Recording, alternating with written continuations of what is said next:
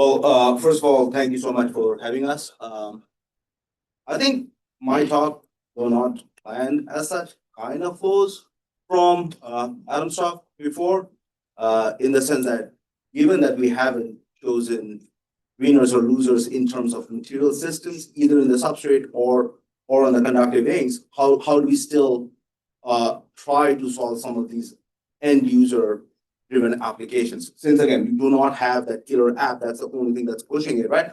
So I changed the title of my talk a little bit. I'm still going to be talking about what we had initially thought about, which was ultra high resolution printing, high aspect ratio printing. But why do we do that, right? So quick overview for those of you who do not know us, we are a US based company. We are a US based company. We are in, if you guys can hear me, I'll drop the mic. Those are recording also. Oh, okay. So we are a US based company. We are based in Austin, Texas. We used to be very much a regular attendant in pretty much every trade show. And at that point, we had both the equipment side of our company and the material side of the company together, called NovaCentrix. So in 2022, we spun off the equipment side of the company to PulseForge, which was the brand name of the company, but we are still under the same ownership. I still have the same office as before. All that to say, we are a US company. We have a global footprint in terms of where we send our materials to. Last year, we sent it to over 40 countries. So no matter where you are from, if you have an ink requirement, we'll be able to solve that. So what do? We are, from the NovaCentrix perspective, we are one of the global leaders for making conductive functionalized inks.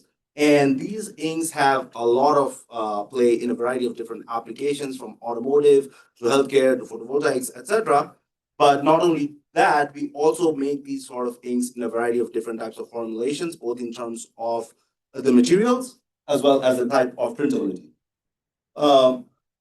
Our inks come in a variety of different material systems. A lot of people, when they come more from a little bit more of a conventional electronics background, copper is always the king. But for those of us, mostly for this room, we do make other conductive inks. Silver is really our biggest material system, but we also make silver coated copper, we make carbon, etc. But recently, going back to Adam's point, like, we need other precious metals which are done using more PVD sputtering based systems. We need a solution for that in the conductive inks world. So we also have gold. We've recently also developed platinum ink. If you want to talk more about those specific ones, we'd be very happy. For this talk, I'm going to be focusing mostly on the gold and silver aspects. But besides the fact that there are different materials, we have a very strong materials team, and we therefore are able to have these different material systems in different printing processes, right? Whether it's a high viscosity printing process like screen printing or dispensing, or low viscosity processes such as inkjet or aerosol jet printing, right? We do all of these for this specific talk just because it's not necessarily a talk that can encompass everything. I'm mostly going to be talking about some of the non-contact processes, especially inkjet printing and aerosol jet printing, and some direct ink writing / dispensing.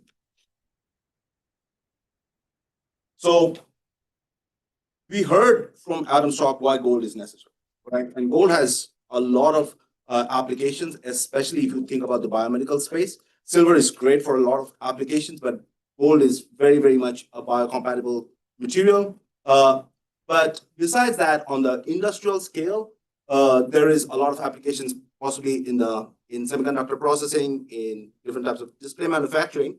But given that those applications are with customers with whom we have NDAs, we cannot necessarily talk about that. So for this one, I'm going to focus on things that are out. You can find the paper and read it, right? So one of those works, like for the gold one, this work that I'm going to be talking about is specifically more on the aerosol printing. As you guys are well aware, there is IDS and Optomec are the two big equipment manufacturer. We work very closely with both of them. We have very good results with them. We have a very good collaborative relationship. which allows us